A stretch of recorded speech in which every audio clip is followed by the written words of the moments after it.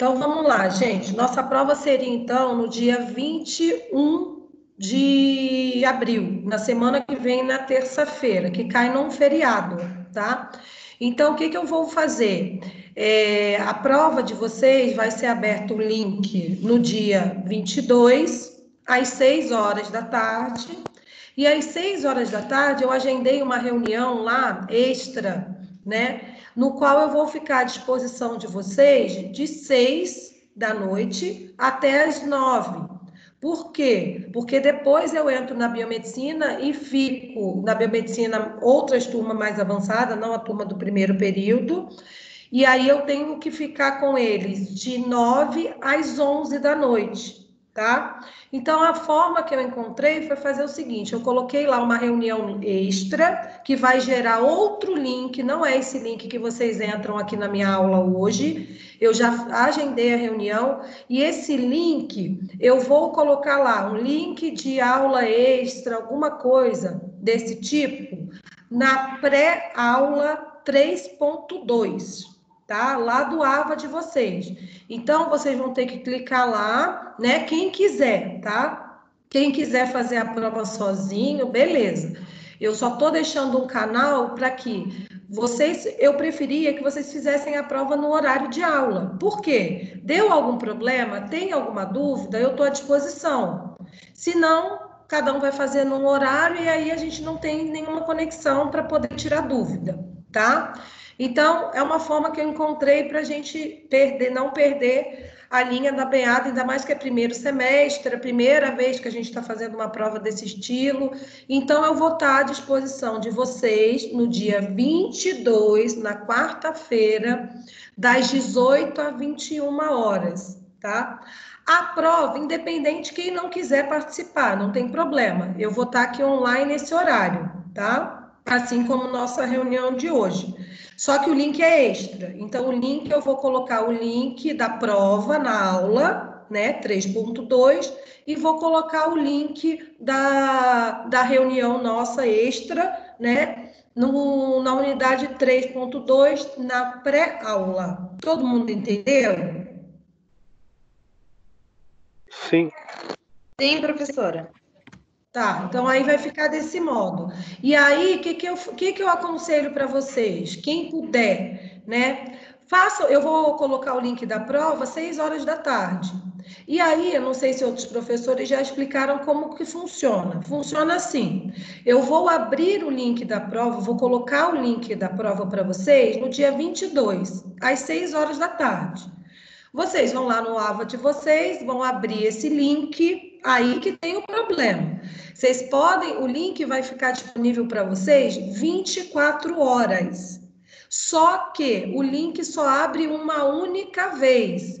Eu posso abrir o link hoje, 6 horas da tarde, e fechar 6 horas da noite do dia seguinte. Problema de cada um, tá? Mas eu não posso fechar esse link, senão o sistema entende como vocês já realizaram a prova. Não é igual lá no AVA de vocês, que vocês fazem as questões e tem a primeira, segunda, terceira tentativa. Não, ele abre uma vez só, tá? Então, quem puder e quiser o apoio do professor, o professor está aqui, aí abre o link lá às 6 horas da tarde, faz a prova, independente se tiver 1 hora de prova, 2, varar a madrugada, vocês que vão administrar o tempo de vocês. Terminei a prova, envio, tá? Outra coisa, não tentem colar, porque as questões são aleatórias, tá? Então, as questões são aleatórias. E também as respostas são aleatórias, né? E sejam fiéis com vocês, com o que vocês estudaram, que vocês aprenderam, mesmo com a adversidade, vocês aprenderam, não tá difícil.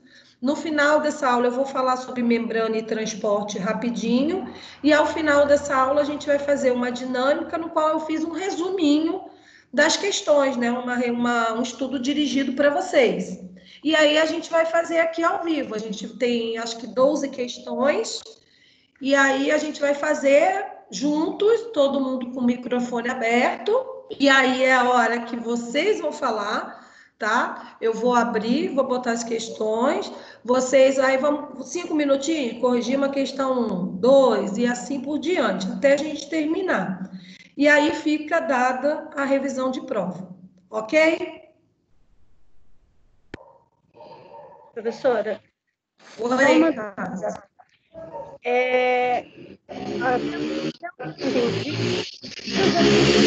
Semana de todas as disciplinas. E na quarta-feira é de microbiologia. A gente ainda não teve aula com ele, vai ter amanhã. Se tiver outra prova no mesmo dia. Olha, agora você me pegou, Cássia, que essa foi a orientação da Janaína, de eu colocar a minha prova para quarta-feira. Porque tá? a de morfofuncionais do professor Renato vai ser na segunda. Aí, eu não tenho cronograma de provas, eu não sei se alguém tem. O que eu tenho é um áudio do Túlio que as provas seriam aplicadas durante essa semana. Cada um no dia da sua disciplina. E quarta-feira seria microbiologia, que no caso só a biomedicina que tem, né?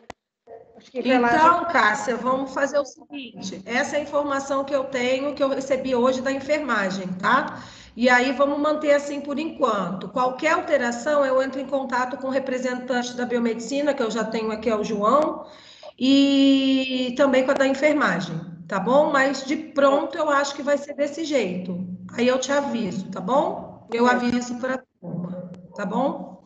Tá, obrigada. Então vamos lá, vamos começar a aula.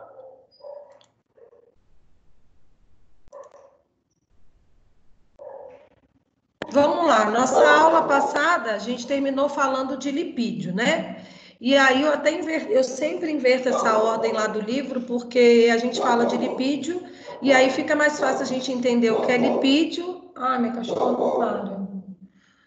Entender o que é lipídio para depois entender como funciona a estrutura da membrana plasmática, tá? A membrana plasmática, ou membrana celular, é a membrana que envolve todas as células, né? Seja ela eucarionte ou seja ela uma célula procarionte, tá? Então, eu tenho várias nomenclaturas aí, eu tenho membrana citoplasmática, membrana celular, membrana plasmática, mas tudo é a mesma coisa. É a membrana que vai envolver a minha célula, tá?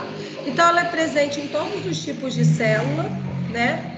Visível, a gente não consegue ver naquele microscópio que a gente vai conhecer lá do laboratório, que é o microscópio óptico.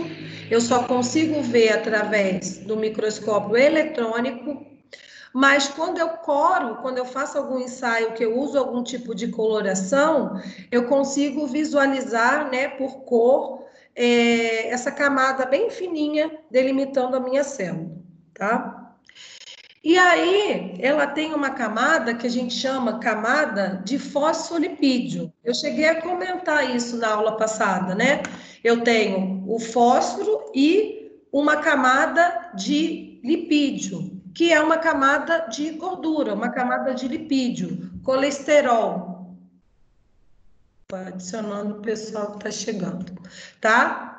Então, ó, o colesterol está ali, ó, no meiozinho, daqui a pouco a gente vai conhecer ela na figura, ele está no meiozinho e os fósforos, né, o elemento fósforo está nas extremidades, tanto interna quanto interna.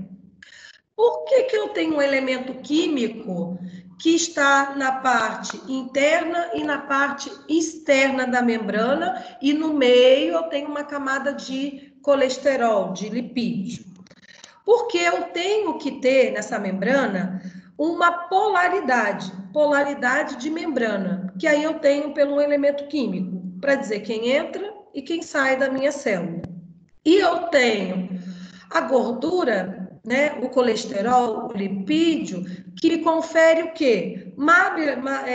Maleabilidade daquela membrana, tá? Não tem, a membrana não é uma estrutura rígida, ela é uma estrutura que tem que ser o quê? Maleável, tá? Tem algumas proteínas que chamam proteínas periféricas, que são proteínas que não vão atravessar a célula. E tem outras proteínas chamadas proteínas integrais, tá? Que elas vão criar os nossos famosos canais, que a gente vai conhecer mais para frente, que vai fazer a passagem de algum elemento, de algum soluto, de alguma molécula que eu preciso para o meu metabolismo celular, tá? Essas proteínas que eu tenho na membrana, uma vez eu até comentei com vocês, nada entra na célula porque simplesmente tem que entrar, porque vai entrar, não. Eu tenho sinalizadores ou receptores de membrana, que estão ligados exatamente a essas proteínas, que vão fazer o quê? Ó, sinalizam lá na membrana aquilo, né, que eu estou precisando para entrar dentro da minha célula, para eu poder fazer o meu metabolismo, tá? E eu tenho glicoproteína e glicolipídios. O que é isso? Glicoproteína são carboidrato com proteína e carboidrato com lipídio, tá? Que vão formar também esses receptores, sinalizadores, que a gente chama de uma superfície chamada glicocálice. Reparem aí na figura, ó, que essa bolinha, a gente tá sinalizando o elemento fósforo, né? O fósforo do lipídio. E aí, essa parte azulzinha do meio, eu estou sinalizando o quê? A minha bicamada de lipídio, tá? Que a gente chama bicamada fosfolipídio. Então, reparem aí tudo que eu falei agora, ó. Eu tenho uma bicamada de fosfolipídio, tá vendo? Que é no meiozinho ali, essa partezinha amarela. Eu tenho as proteínas integrais, ó, que elas entram dentro de toda a membrana para formar os canais. Eu tenho as proteínas periféricas que estão mais embebedadas na superfície.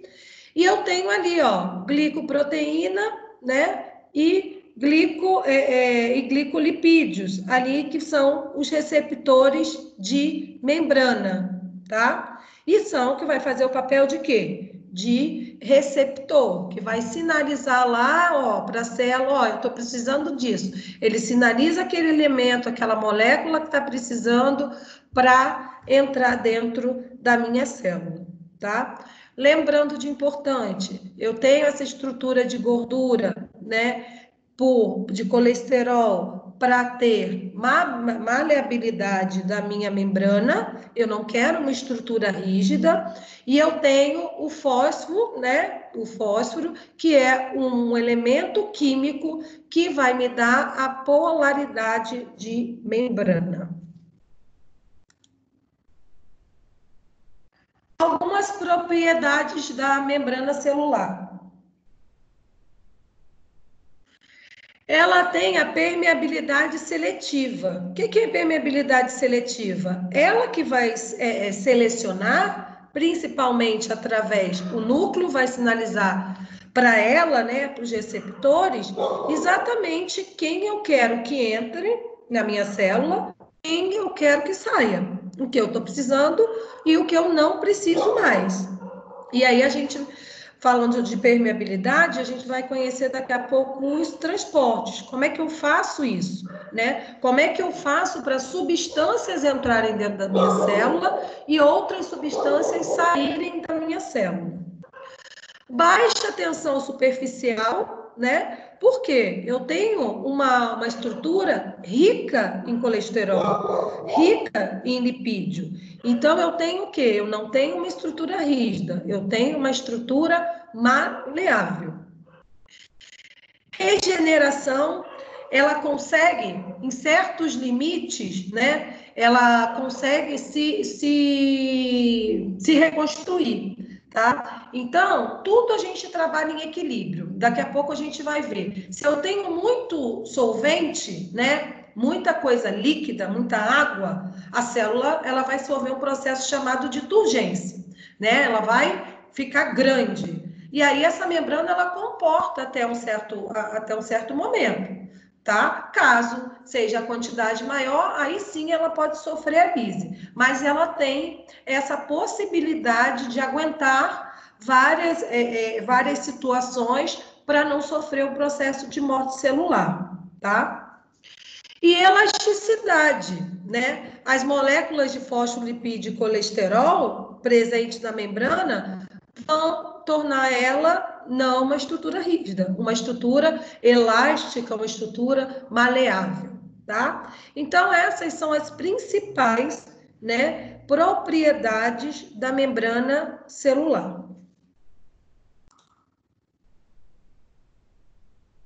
E aí, gente, eu tenho mecanismos de como essas substâncias podem entrar na minha célula ou sair. E aí a gente chama de transporte através de membrana. Então, eu tenho alguns transportes que eu gasto energia, tá? Que eu gasto ATP, gasto energia, que é o nosso adenosina trifosfato, e tem outros transportes que eu não gasto, que eu gasto energia, que eu vou precisar de uma molécula de ATP para fazer esse transporte, tá? Então, primeiro transporte que a gente vai conhecer é o transporte passivo. Não há nenhum gasto de energia, tá? Não ocorre gasto de ATP, de adenosina trifosfato. Apenas moléculas muito pequenas que vão conseguir atravessar a membrana, né, que é um processo passivo, né? E existe 3 tipos de transporte passivo.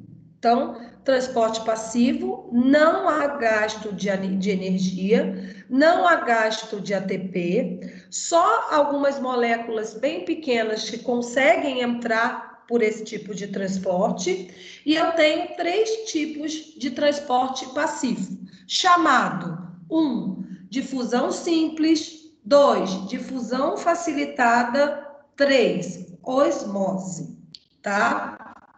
Então, vamos lá. O primeiro, difusão simples. E aí, gente, aí é isso aí, quem estiver fazendo anotação, o legal é esse, é a gente entender que tem hora que eu vou passar soluto, né, que é alguma coisa mais sólida, e que tem hora que eu vou passar solvente, né, água, nosso solvente natural. E aí, o interessante é fazer um resuminho, que eu vou passar de um meio mais concentrado, que tem mais, para um meio que tem menos, ou vice-versa, tá? E aí eu chamo como esses meios. O meio que está ali maisinho, quando eu tenho um meio mais concentrado, eu chamo ele de hipertônico. Quando eu tenho um meio com menos alguma coisa, seja soluto ou solvente, eu tenho um meio hipotônico. Então, hiper e hipo, mais e menos. E eu tendo sempre a ter um processo chamado de quê? Isotonia, tá? O equilíbrio, certo? E aí eu tenho, falando de difusão simples, primeiro, passagem de soluto. Já é uma informação importante. Então, na difusão simples, eu vou passar algum soluto que eu tenho muito para o meio que tem o quê? Menor concentração. Por isso que está a setinha ali, ó, do meio que tem mais para o meio que tem menos. Sem dificuldade nenhuma. Então, difusão simples, eu tenho a passagem de soluto do meio que eu tenho muito hipertônico para o meio que eu tenho pouco hipotônico, certo? Isso é difusão simples, não tem gasto de energia.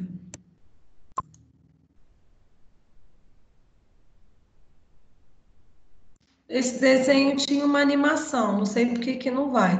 Aqui aparecia o quê? Tá vendo? Nessas bolinhas aqui, eu tenho meio que eu tenho muito soluto, né? Eu tenho muita partícula sólida ali. Aí na animação faria o quê? Passaria a metade para esse lado aqui que tá preto e nos slides vocês conseguem ver. E aí passaria para o meio que está preto aqui e ficaria mais ou menos em isotonia, né? Em equilíbrio, tá? Então, transporte passivo, eu passo soluto de um meio e mais concentrado, hipertônico, para o meio que tem menos, hipotônico.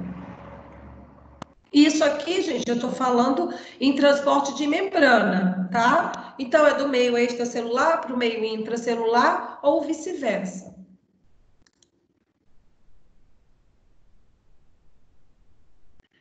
Difusão facilitada. Difusão facilitada, eu tenho mesma coisa lá, ó, do mais para o menos.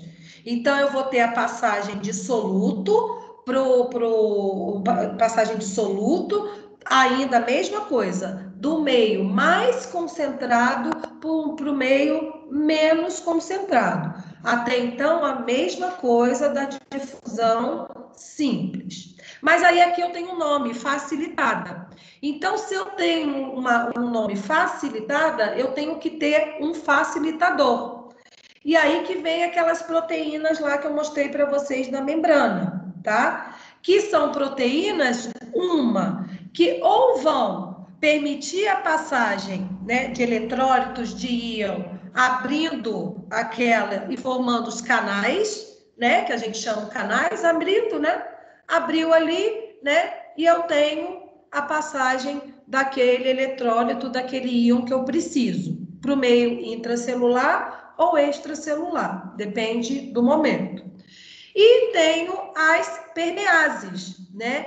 Que são as proteínas carreadoras, tá? Que também vão fazer a mesma coisa, só que as proteínas integrais, né, de canais iônicos, ela vai abrir um canal por inteiro, certo?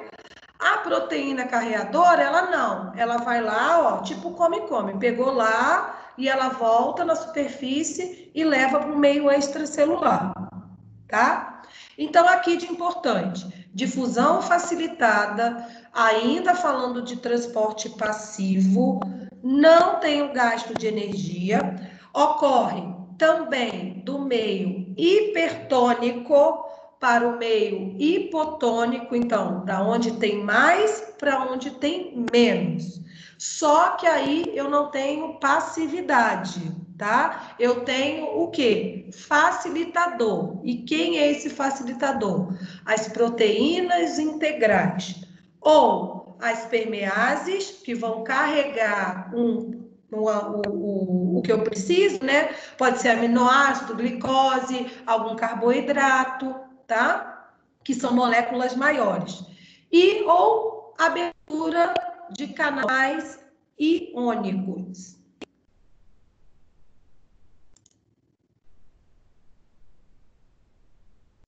E o último transporte sem gasto de energia é um transporte chamado osmose. Osmose já não é passagem de soluto, é passagem de solvente, água. Então, tá lá, inverso, a setinha lá em cima de novo. Só que eu vou passar no meio que tem menos água para o meio que tem mais, tá? Então, osmose é a passagem de água através da membrana, que em algumas situações eu vou precisar fazer esse tipo de transporte, do meio, né, que eu tenho hipotônico, eu tenho menos, para uma região hipertônica, que está muito concentrada, tá?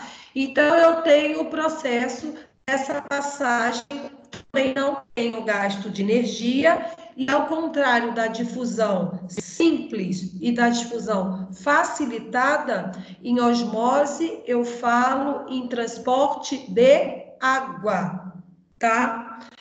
E aí eu tenho, ó, essas situações aí, tá? Por exemplo, dá para a gente fazer essa dinâmica no laboratório em células, né? Se Deus quiser, a gente vai fazer em laboratório para a gente ver a mudança de estado da célula. Então, eu tenho uma célula, quando ela está hipotônica, ela precisa do quê? Da saída de água, porque ela está com um processo, aquilo que eu falei para vocês, de turgência, com muita água. Se ela tiver com muita turgência, se ela estiver no estado de turgência, eu faço o quê? Quanto mais solvente eu tiver, mais ela vai crescer e pode acontecer o quê? A ruptura dessa minha célula. E aí eu tenho, ó, uma célula isotônica, normalzinho, ó, tá vendo? Essa célula aí que a gente está demonstrando é a hemácia, as células do sangue. E se eu tenho uma solução, uma situação com pouca água, né, ou com muita saída de água, sem aquela necessidade, o que acontece? Eu tenho uma célula plasmolizada, pequenininha, tá? Então, esses transportes acontecem porque eu tenho que sempre ter a mesma concentração, né, ou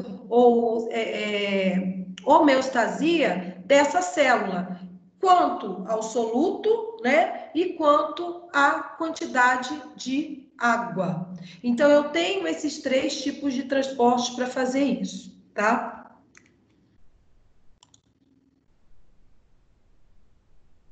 Transporte passivo, aqui, osmose, ó, passagem de água, tá? Para o meio interior da célula ou exterior da célula, dependendo da situação, tá? Isso é um processo natural.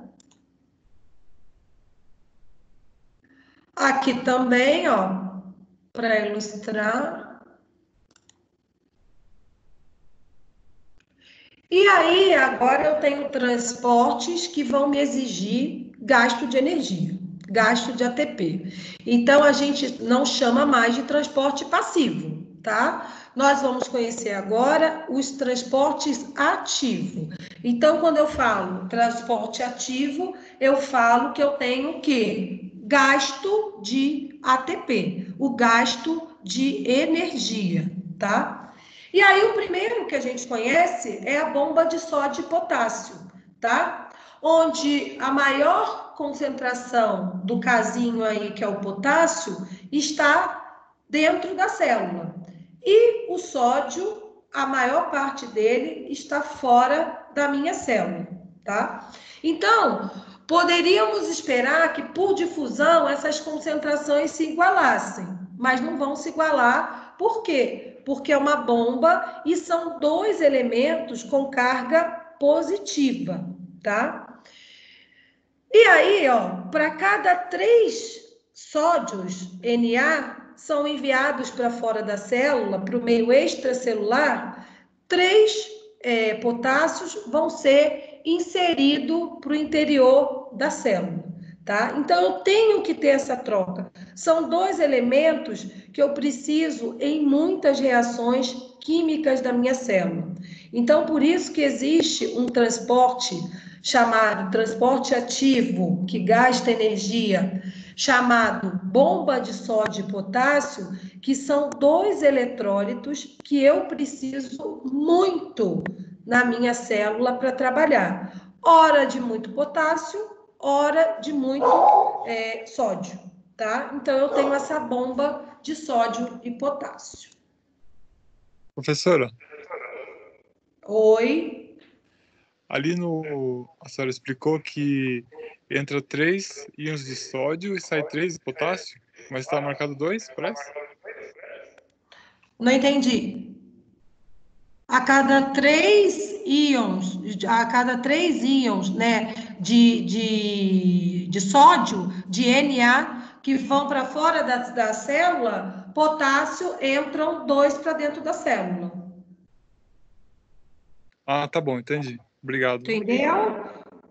Por que acontece isso? Porque são substâncias que eu uso, são íons que eu preciso muito nas minhas reações químicas dentro da minha célula, tá? Professora, acho que é porque tem 3 bolinhas vermelhinhas aí dentro da célula. Entrando 3. Ah, não.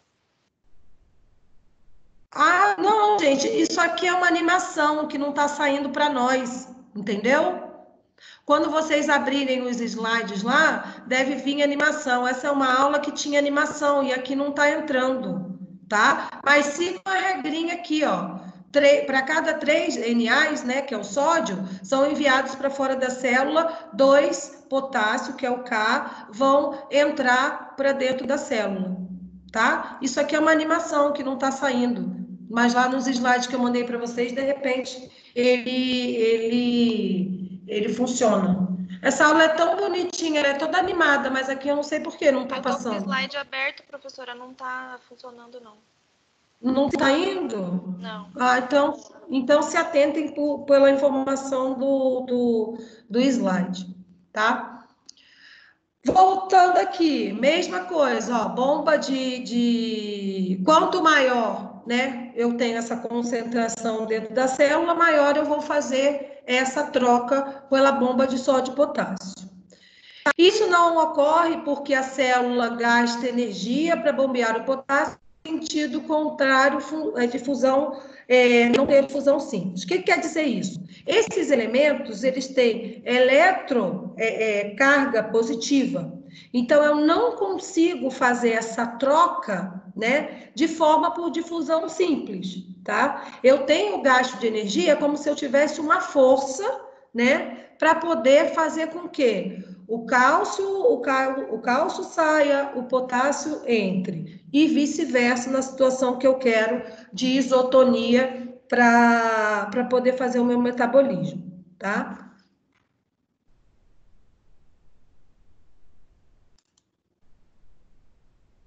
Tem gente entrando. Então, eu tenho outro também, transportes ativos, né, que vão contra o gradiente de concentração. O que é contra o gradiente de concentração? Eu tenho uma molécula, né, de um meio menos concentrado, querendo entrar num lugar que está mais concentrado, tá? Então, lá, de novo, o menos para mais.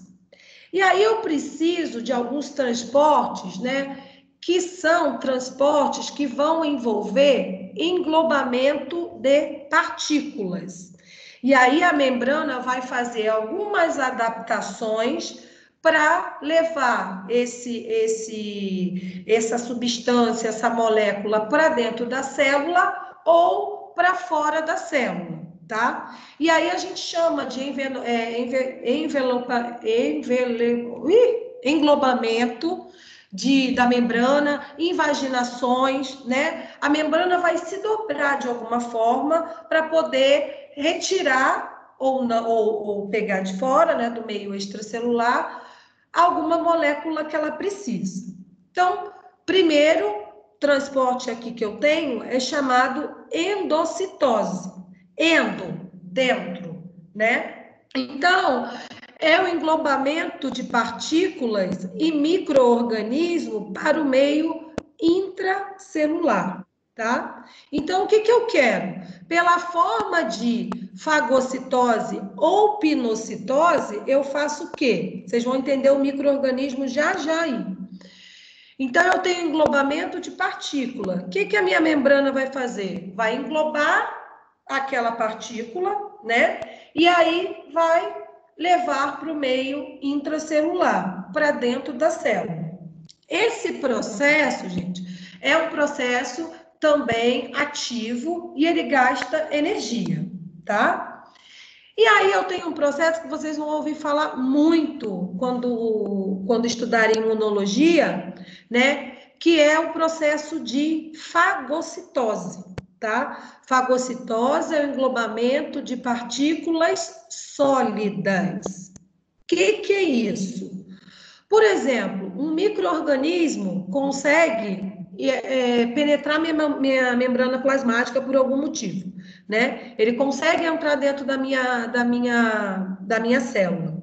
O que eu vou fazer? Eu vou fazer um processo, geralmente, de fagocitose, que é fazer o quê? Pegar esse micro-organismo que entrou dentro da minha célula, englobar ele, né? E destruir, tá?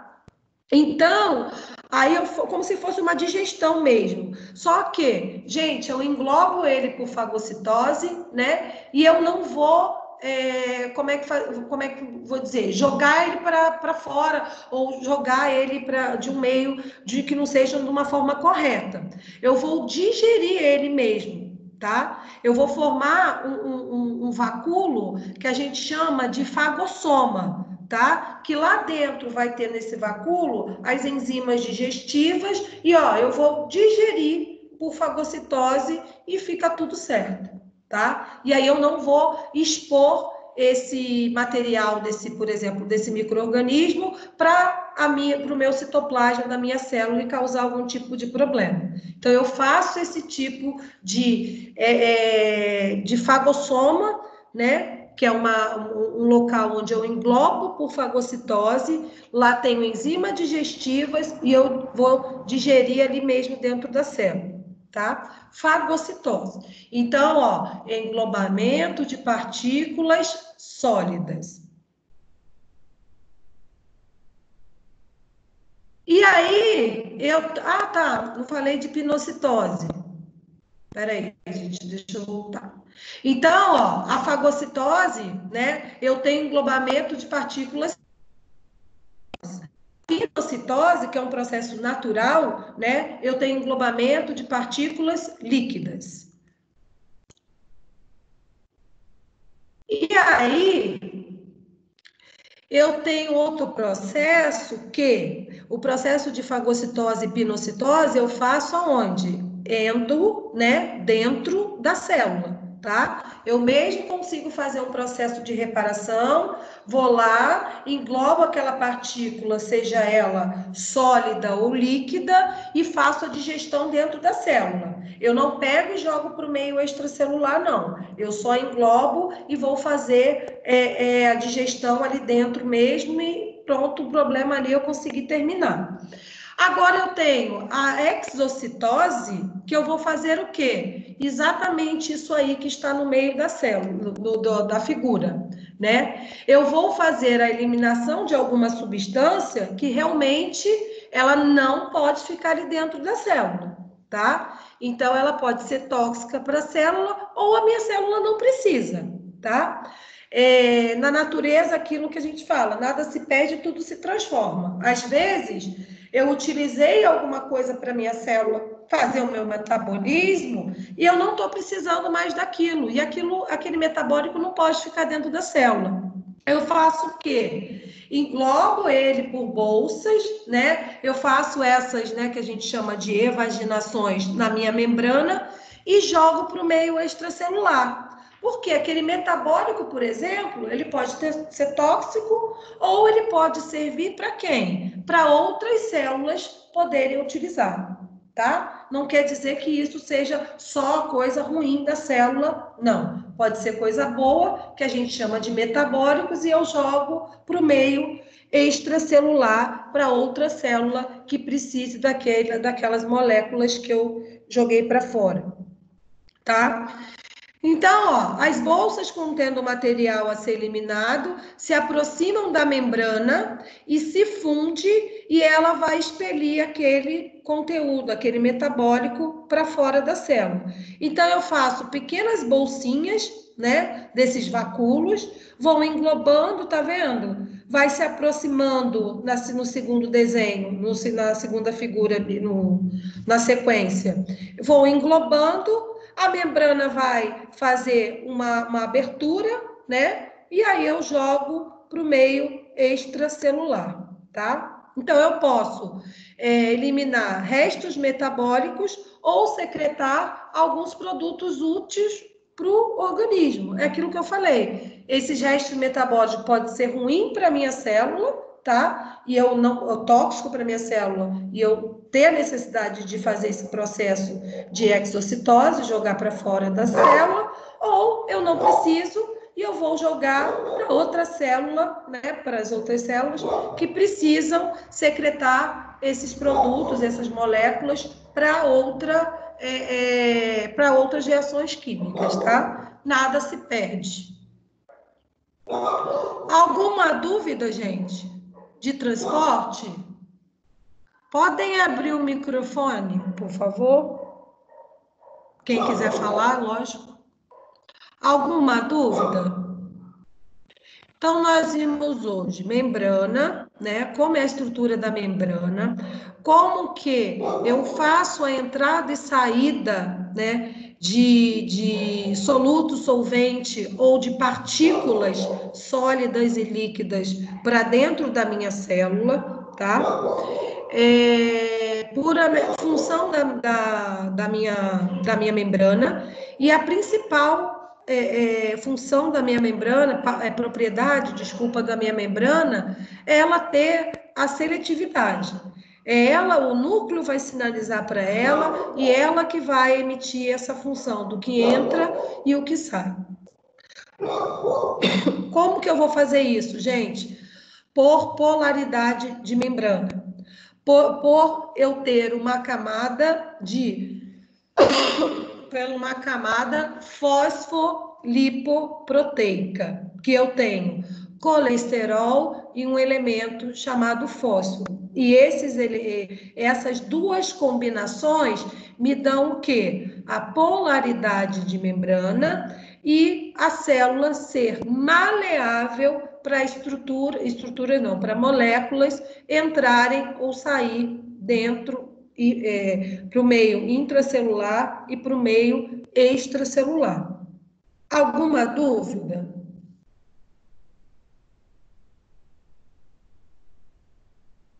Por enquanto, não. Anderson, gente, responde. Alguma dúvida? Não. Se eu colocar lá a Não, foto da professor. membrana, se eu colocar lá a foto da membrana na prova, vocês vão saber identificar onde fica o quê, tudo bonitinho. Bom, né? Assim espero. Sim, professor. O quê? Assim eu espero. Eu não posso ficar falando muito, não, que eu sou aquele tipo de pessoa que eu dou spoiler de tudo, entendeu? Então, eu sempre acabo contando as coisas. E eu não vou cair nessas de vocês. Então, Vamos lá. Pode dar conversar spoiler mais, da prova. professora. Vamos conversar. A aula não acabou, não. A aula está só começando. A aula só está começando. Então, vamos lá. Vamos fazer uma dinâmica aqui para a gente fazer nossa revisão de prova, tá? E aí, os spoilers vão rolar solto. Para quem for esperto, pega rapidinho. Vamos fazer o seguinte: Oba. se a gente tivesse sala de aula, ia ser do mesmo princípio. Então, agora é o estilo da aula que a Anguera gosta, né? A aula invertida. Então, vocês peguem um esboço aí, um papelzinho qualquer, né? E respondam sem olhar, assim. Eu estou fazendo essa dinâmica com todas as minhas turmas. Não olhe, pega um papel branco, um papel velho aí, um rascunho, uma caneta, e aí eu vou fazer a primeira, vamos fazer assim, para não ficar muito monótono, a gente vai fazer a primeira pergunta. Aí vocês vão esboçar tudo que vocês lembram e vão colocar aí no papel. E aí eu vou dar 3 minutinhos, a gente vai corrigindo.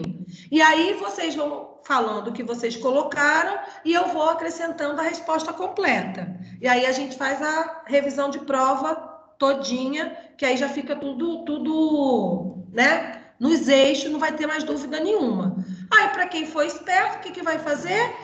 Vai fazendo as anotações, depois só vai fazendo um resuminho ali, ó, que tá tudo prontinho ali, mastigadinho para a prova. Ok? Ok. Ok, professor. Ok. Então, vamos lá. A primeira pergunta: diferencie as células eucariontes de uma célula procarionte. Então, anotem aí tudo que vocês que vocês lembram sobre célula eucarionte e procarionte. Vai lá, 3 minutos. Estou contando aqui no relógio.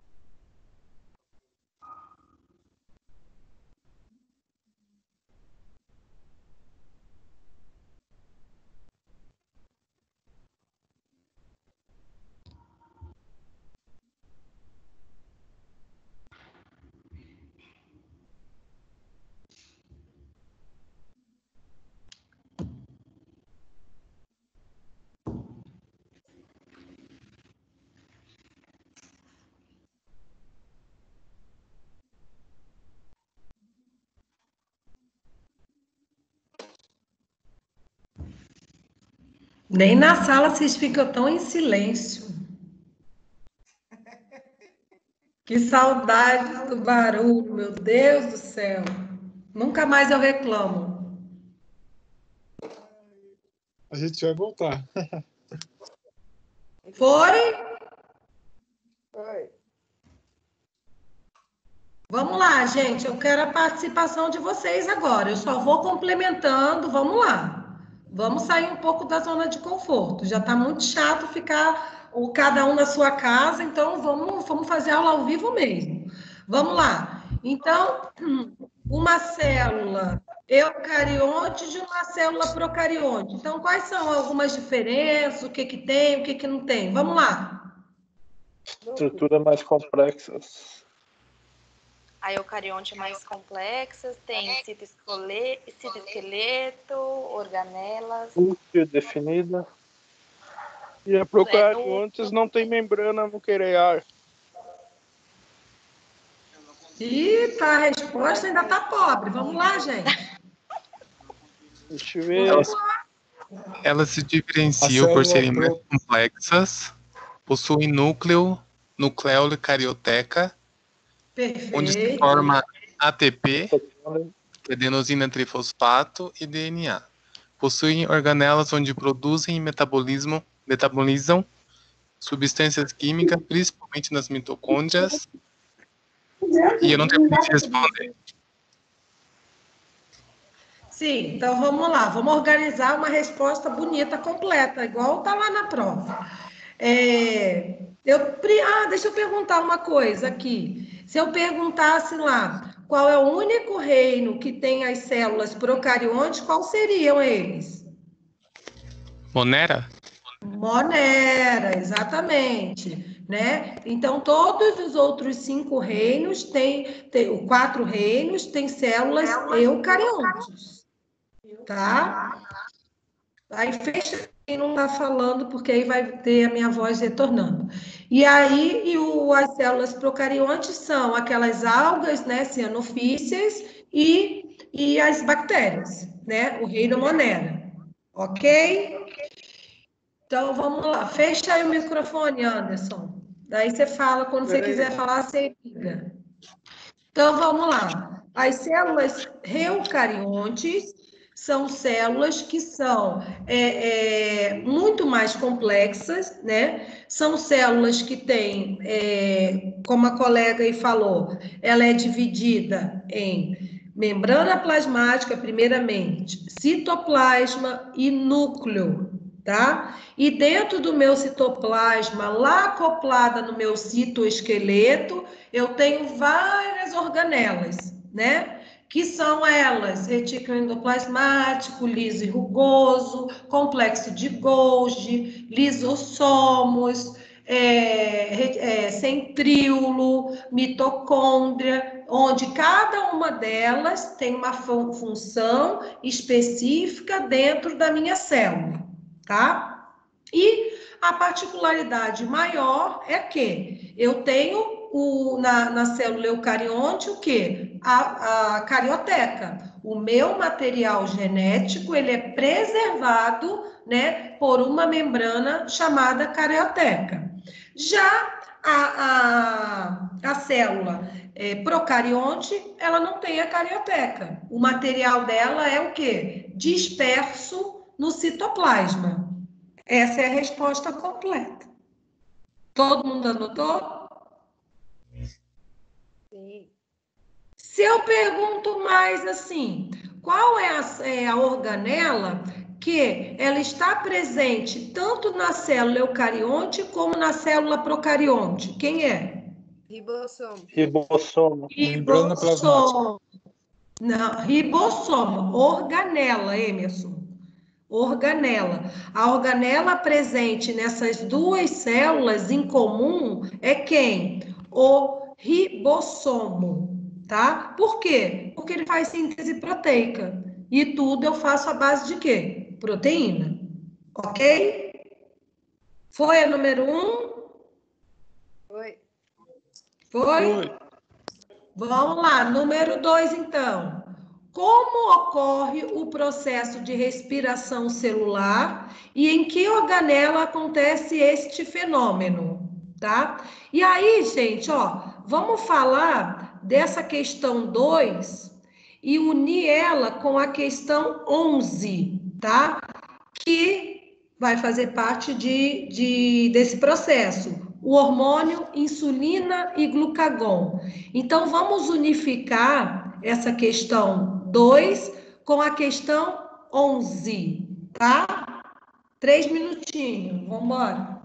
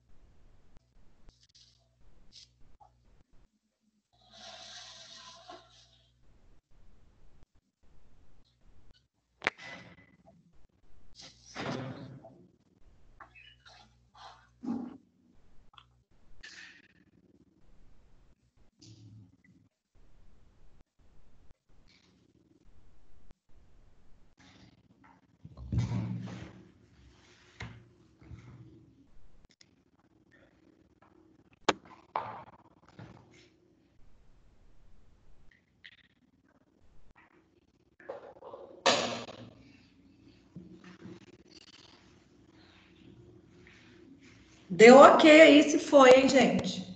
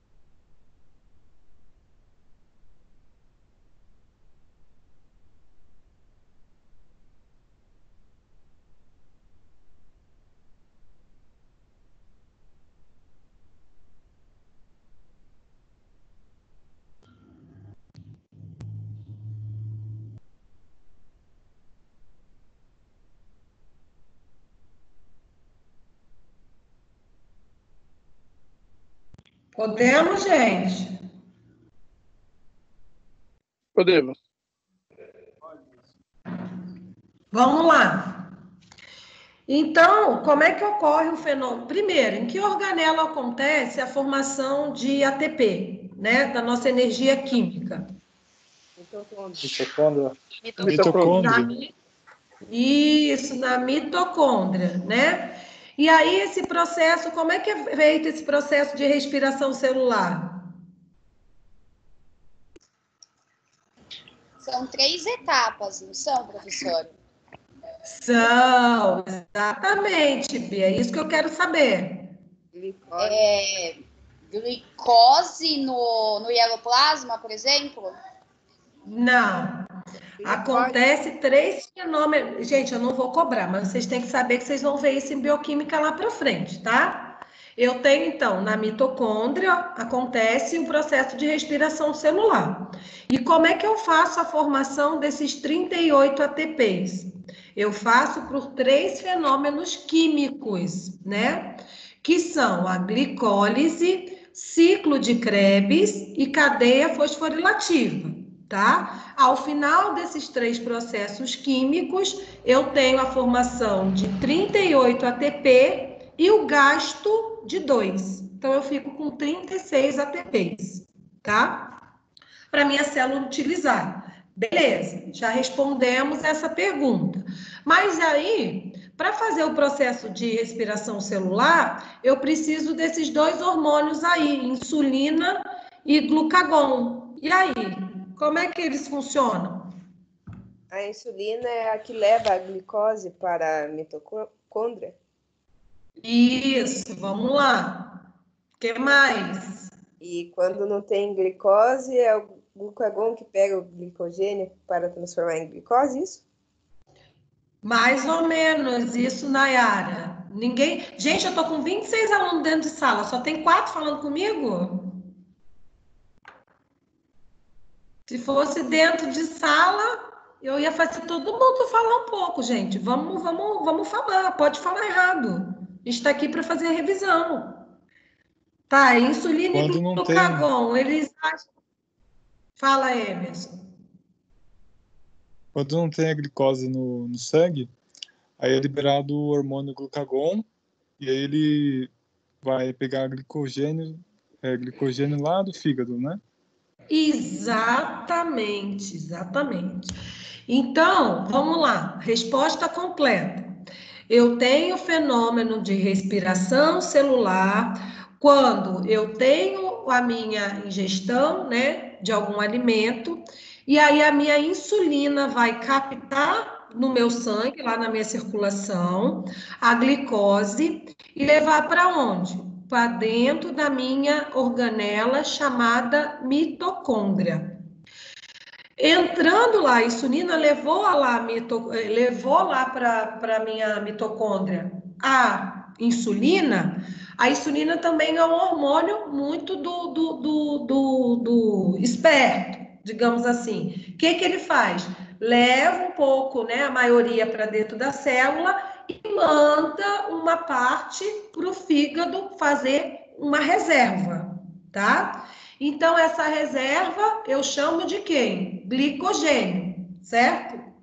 E aí, fazendo essa reserva, eu faço a respiração celular, faço os 3 fenômenos, né? Glicose, ciclo de Krebs, cadeia fosforilativa, tenho a formação de 38 ATPs, mas nesse processo eu gastei 2, fiquei com 36. Beleza. Aí eu até brinquei. Nossa, mas tá, né? Indo para lá para o ciclo que a gente brinca do ciclo do Rei Leão. Toda hora eu tô comendo, né? Alguns sim, outros não. Mas eu preciso dormir, por exemplo. Então, é um exemplo mais fácil que eu consigo explicar. Eu tenho que dormir. Eu durmo 5, 8, 10 horas, aí depende. Quando eu não estou fazendo a ingestão de algum alimento, como é que meu corpo vai funcionar? Aí, quando o corpo entende que não tem glicose para a formação de ATP, ele faz o quê? O hormônio chamado glucagon vai lá no fígado, igual o Emerson falou, quebra aquelas moléculas, né? Então, o glicogênio, gente, é o quê? Um polissacarídeo, lembra que a gente viu? Muitas glicoses juntas, tá lá no fígado. Glucagon manda novamente para a corrente sanguínea, aí quem vai voltar a atuar? Insulina. Insulina vai lá, capta a glicose de novo, leva para a mitocôndria. Então, esse é o ciclo da nossa vida. Isso é o ciclo metabólico. Ok? Ok. Ok, professor. Deu certo? Anotaram? Sim. Ah, essa daí nem vou dar tempo, né? Anotado. Anotem sim. O que há em comum em uma célula eucarionte e uma célula procarionte? Ribossomos. Membrana citoplasmática. Aí vem o que o colega falou. Membrana plasmática entra, que eu não perguntei organela. Preste atenção sempre na pergunta. Então tem o quê? Citoplasma, membrana plasmática e ribossoma. E tem outra coisa. Material genético. Material DNA. genético. Isso. Isso, exatamente. Perfil DNA ou RNA, tá? Então, pode ser, eu tenho essas, ó, quando eu perguntei ali, o que há em comum, tá? Eu não perguntei qual é a organela. Se eu perguntar lá na prova qual é a organela comum para ambas as células, vocês vão me responder ribossomos. Agora, se eu perguntar o que há em comum entre uma célula procarionte e uma célula eucarionte, são o quê? Membrana, citoplasma, material genético e o ribossomos. Ok? Quarta pergunta. Dê 3 exemplos de minerais importantes para manutenção orgânica e sua função. Falei lá um monte. Ferro, cálcio, potássio, nanã. Vai lá, pensem aí.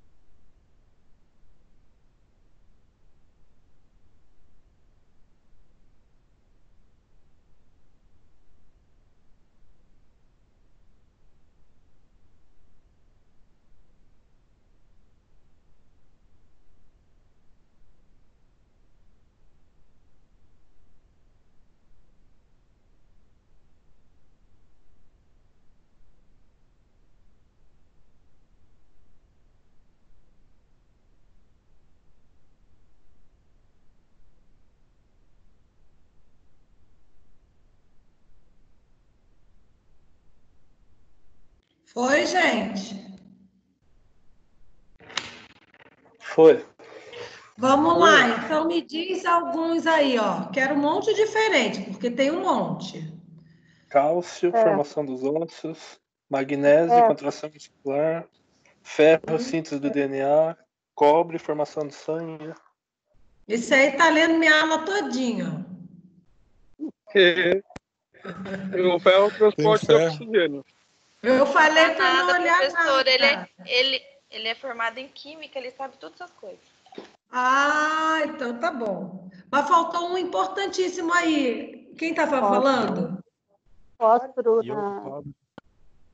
Iodo. Fósforo. Glândula da tireoide. respiração celular.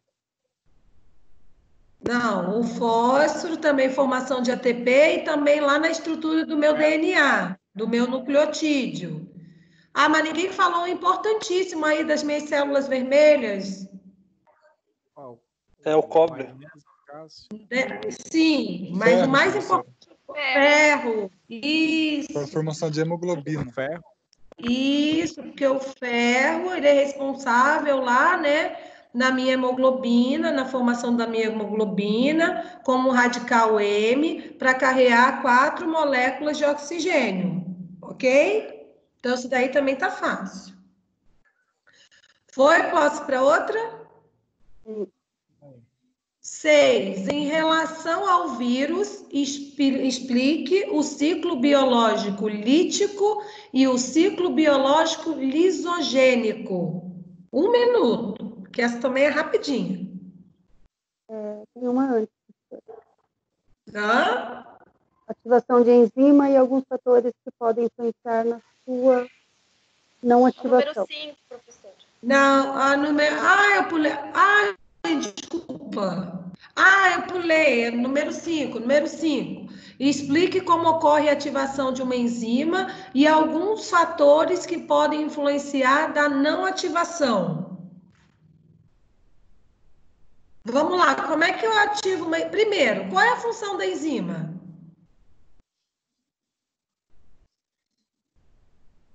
Quebrar. Catalisadora. Liga e desliga, ela é catalisadora. Isso. Ela tem função catalisadora, né, para realizar minhas reações químicas. Beleza. E aí, como é que eu faço a ativação de uma enzima? Ela liga sozinha? A coenzima ao substrato? Exatamente. Eu preciso de uma coenzima ou substrato, que é a mesma coisa, para fazer aquele esqueminha lá que a gente conhece desde a escola. Uma enzima vai ser ligada, né, pela sua coenzima, e aí sim eu tenho a ação dela catalítica, certo? E aí eu tenho alguns fatores, né? São 3 perguntas em uma só, que podem influenciar para ela não ser ativada. O que acontece? Por que ela não pode ser ativada?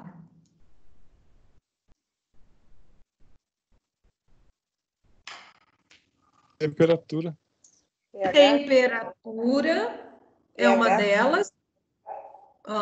pH é outra dela.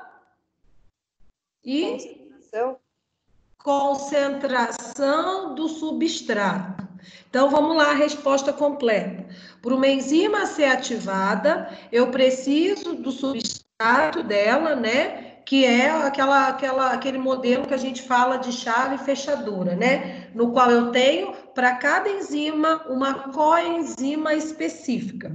Coenzima, gente, a gente falou na aula de vitamina, várias vitaminas funcionam como coenzima para ativação de uma enzima, tá? Então, se eu tenho a falta de alguma vitamina, provavelmente eu vou ter a falta de um substrato para ligar, entre aspas, essa enzima, tá? Então, esse é um dos motivos. pH. Eu tenho potencial de hidrogênio em vários compartimentos do meu organismo. E aí, eu tenho enzimas, por exemplo, que vão ser ativadas com pH básico, né? Que é aquele que varia do 7 ao 14, né? A faixa de alcalinidade. E eu tenho algumas enzimas que só vão ser ativadas num ambiente com pH ácido, que são as enzimas digestivas, por exemplo.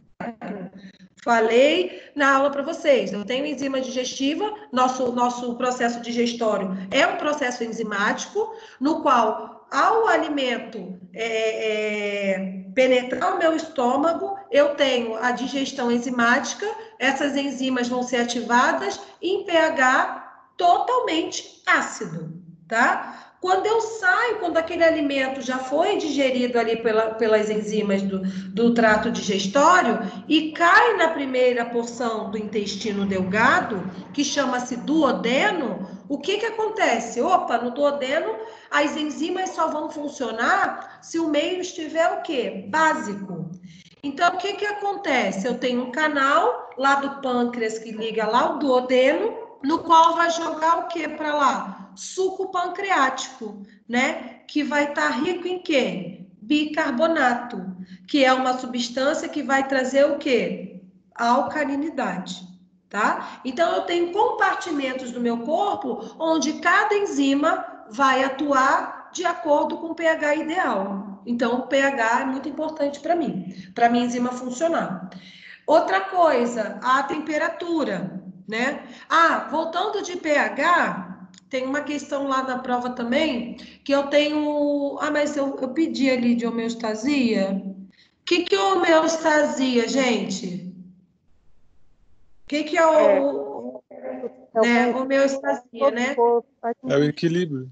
É o equilíbrio de todas as reações do corpo. Eu já ia responder, já estou dando spoiler lá na frente, na pergunta mais para frente. Fique por aí, tá certo. Temperatura. Temperatura, eu tenho a temperatura ideal do nosso organismo, que varia de 36 a 37 graus e 8. Então, essa é a temperatura ideal para eu ter a função das minhas enzimas. Caso essa temperatura aumente muito ou esfrie muito, eu vou ter o quê? A desnaturação da minha proteína, que enzima é uma proteína. Aí ela não vai funcionar, tá? Então, os 3 fatores para não ativação mais importantes são temperatura, pH e concentração de substrato. Foi? Foi. Então, a próxima. Agora, essa do vírus. Em relação ao vírus, explique o ciclo biológico lítico e o ciclo biológico lisogênico.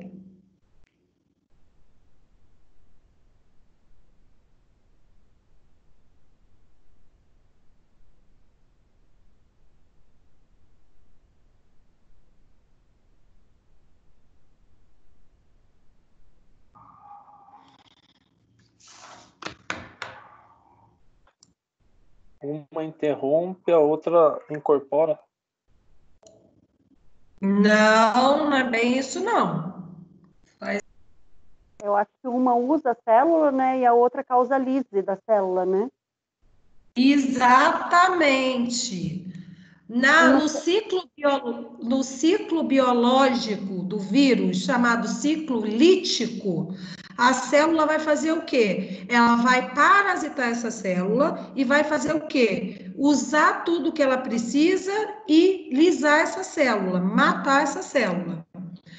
No ciclo biológico lítico do vírus, ele vai parasitar essa célula, né? E ele depende dela viva, né? Para continuar usufruindo do metabólico dela. Então, ele não vai romper essa célula, ele não vai lisar essa célula. Ok? Anotaram? Ok. Então, lítico. Anotado. Ciclo lítico, eu usufruo, parasito a minha célula. Lembrando, gente, o vírus é um parasita obrigatório. Obrigatoriamente, ele tem que parasitar uma célula hospedeira do nosso corpo, do nosso organismo, e aí sim, né, inserir o material pouquinho genético que ele tem, que ele só tem alguns genes, e aí ele faz o quê? Começa a usufruir da minha célula para poder ter o seu metabolismo e fazer replicação, tá? Então, eu tenho o ciclo lítico, no qual ele utiliza, parasita e mata a célula, ele lisa a célula, e o ciclo lisogênico, que ele faz o quê? Ele vai usufruir daquela célula sem matá-la, porque ele é dependente daquele metabolismo, ok? No caso, seria o caso do vírus do HIV? Não tem nada a ver. O ciclo que o HIV faz é o ciclo lisogênico, Cássia. O que acontece? Que ele não mata a célula, ele precisa da célula para ele continuar no organismo. Isso, que são nossas células do sistema imunológico, chamado CD4. E aí ele fica lá parasitando e se replicando, mas ele não lisa essa célula, mas essa célula não funciona mais a nível imunológico. Ah, tá. Então, no caso, o ciclo do HIV é o lisogênico. É o lisogênico, só que as particularidades de virulência dele, ele é maior por aquilo que a gente falou na aula de vírus, né? Que ele tem uma enzima chamada transcriptase reversa e ele consegue, né, por RNA, formar DNA. E aí ele consegue se multiplicar de uma forma muito mais avançada, uma forma mais agressiva. Tá bom? Número 7. Qual é a faixa de pH ideal para o nosso organismo? 7,4. 7,6. 7,35. 7. Vamos padronizar. 7,4. 7,4, tá? 7,4 é um pH ideal que funciona no meu organismo, tá? Gravem bem isso aí, hein? 7,4. Vamos lá, 8. Discorra como é a estrutura de uma proteína e cite algumas funções. Vamos lá, pensando.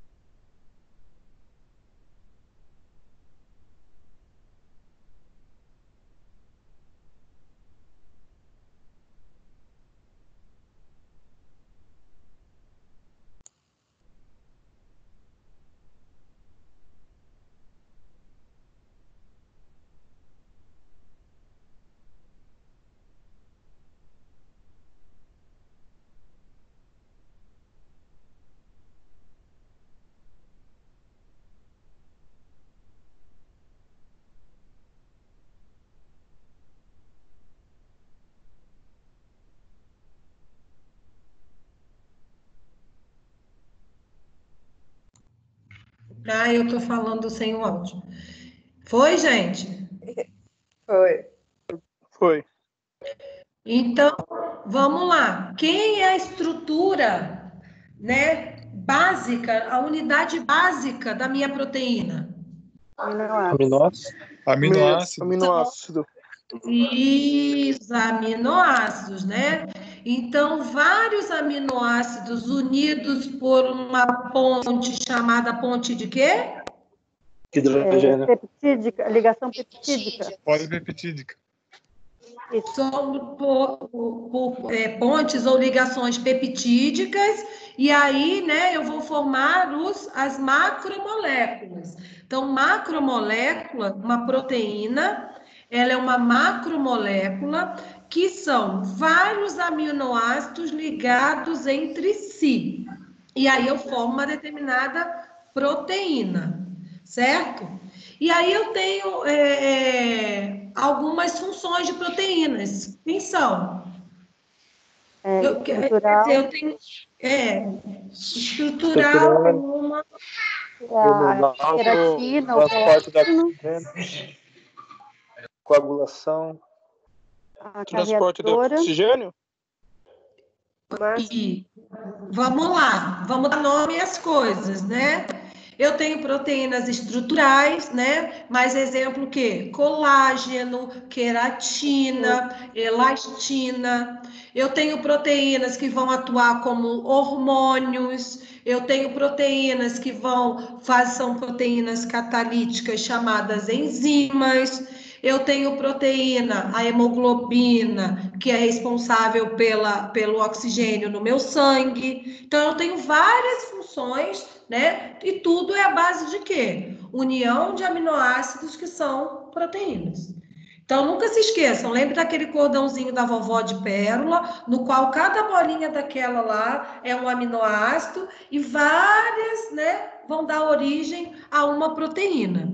Então, eu tenho proteínas bem pequenas, né, que passam acima de 51 aminoácidos, eu chamo de proteína realmente, menos de 50 aminoácidos, eu chamo de peptídeos, né, são proteínas pequenininhas, e eu tenho proteínas imensas, que é o caso da hemoglobina, por exemplo, que é uma proteína que tem 4 cadeias polipeptídicas enoveladas e tem mais de 300 aminoácidos unidos, tá? Foi? Foi.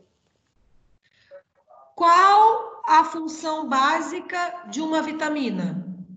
Aquela primeira função. Regular o metabolismo? Sim, ela regula o metabolismo, mas fazendo o quê? Servindo de quem para quem? Coenzima. Coenzima ou substrato. Coenzima ou substrato, né? Então, a função básica das vitaminas são funções reguladoras. E como ela vai fazer essa regulação? Se eu tenho a união dela, de uma enzima, com sua coenzima, que pode ser uma vitamina, a maioria delas, eu tenho essa regulação da atividade catalítica da minha enzima. Certo? Certo. 10.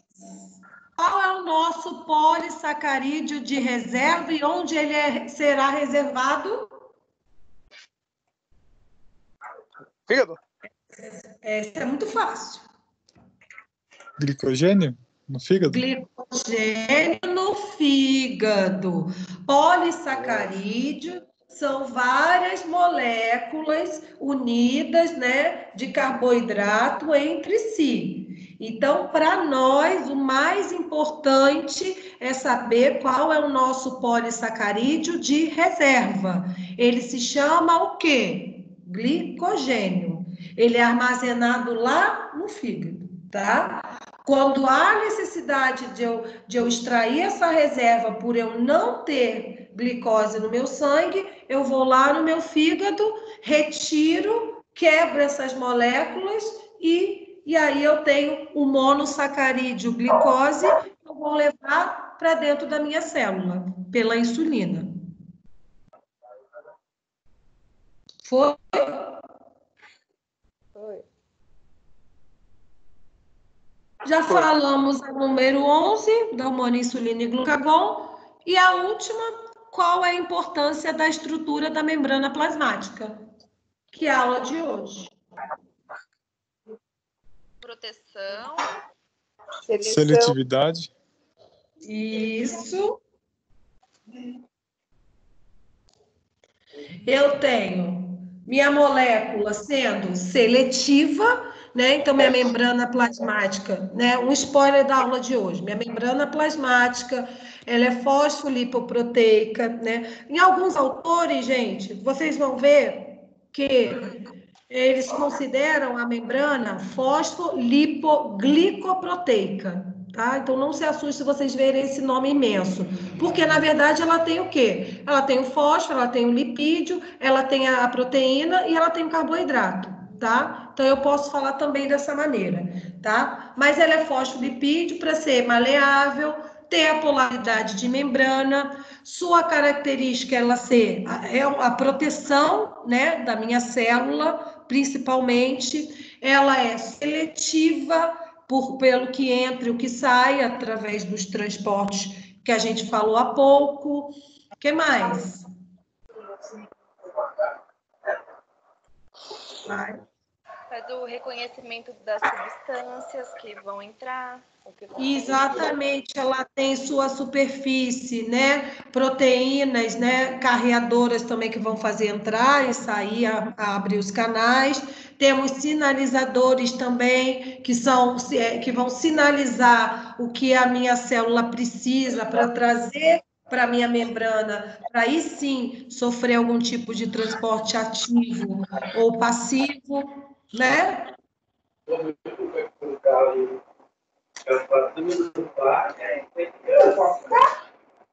Não estou ouvindo. Enfim, gente, foi. Enfim, gente, foi. Basicamente, tudo isso que a gente falou aqui unificou o que a gente trabalhou todos esses meses, mesmo dessa forma remota, tá? Eu aqui, vocês na casa de vocês. E, basicamente, a prova está desse jeito, tá? Tá ligada a tudo isso que a gente falou aqui. Estudem, tá? Vou obter essa informação sobre a data de prova, mas por enquanto tá desse jeito, dia 22, eu vou ver com a biomedicina, tá? E aí eu passo essa informação para os representantes, e quero saber se vocês têm alguma dúvida, se da parte teórica, tem alguma dúvida, se dá para fazer a prova sem dificuldade. Como é que tá? Tá tudo tranquilo? Professora, Fale. a solução tampão, ela vai cair? Não, não vai cair solução tampão, né? A gente tem 3 tipos de tampão, né? E que eu não entrei em detalhes, porque eu também não acho muito fundamental nesse momento. O que eu quero que vocês entendam sobre pH é que eu tenho locais. Ai, alguém mexeu na minha tela, mas tudo bem, já acabou. Que eu tenho locais, né? Que eu tenho compartimentos que eu tenho ou alcalinidade ou acidez, de acordo com aquela função que eu preciso, principalmente para as minhas enzimas funcionarem, tá? E quando há o sistema tampão, nada mais é do que reação do nosso corpo, seja ela via respiratória, né, ou via renal, são mecanismos que eu tenho quando há esse descontrole. Tá? O sistema tampão é um sistema fisiológico no qual faz o quê? Quando eu tenho esse desequilíbrio de pH em algum dos compartimentos orgânicos, eu tenho esse mecanismo para fazer o quê? Tentar fazer o equilíbrio, para que eu não entre em acidose, nem eu entre em alcalose. Eu tenha a homeostase desse pH. Ok? Professora. Oi, Emerson. Eu acho que eu não... Talvez a senhora tenha falado, mas eu não estava no começo da aula. Semana que vem é feriado, né? Daí vai ter a prova do mesmo jeito ou como foi? Então, Emerson, eu falei no começo da aula que a prova, colocou a prova para dia 22, tá? Mas agora eu vou falar com o coordenador da biomedicina, porque quem me passou foi a coordenação da enfermagem, que seria no dia 22, da quarta-feira. Então, assim, deixa esse stand-by, que eu vou pegar essa informação e vou passar para o João, que é o representante da biomedicina, e para a representante de enfermagem. E aí eu comunico vocês melhor sobre a data, tá bom? Tá bom, obrigado. Tá bom? Então, gente, é isso. Eu vou parar de gravar. Quem tiver mais dúvidas, pode perguntar.